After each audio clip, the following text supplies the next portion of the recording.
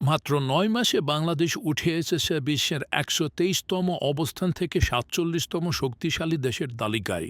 এটা কোনো ছোট অর্জন নয়। এই অর্জন সম্ভব হয়েছে একজন যোগ্য, বিচক্ষণ ও দেশপ্রেমিক নেতার নেতৃত্বে, যিনি নিজের স্বার্থের চেয়ে দেশের স্বার্থকে বড় করে দেখেন। তিনি ডক্টর মোহাম্মদ ইউনূস। একজন যোগ্যবান ব্যক্তি রাষ্ট্রের দায়িত্বে থাকলে কি না করতে পারে।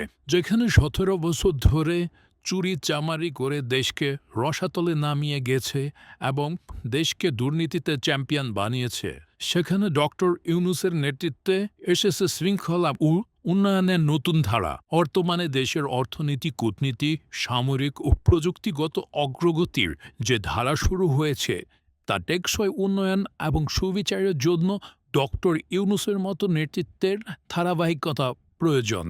এখন প্রশ্ন একটাই, আপনারা জনগণরা কি চান? ডক্টর ইউনূস দীর্ঘমেয়াদী রাষ্ট্র পরিচালনা করুক নাকি দ্রুত নির্বাচন? কমেন্ট করে আপনার মতামত জানান।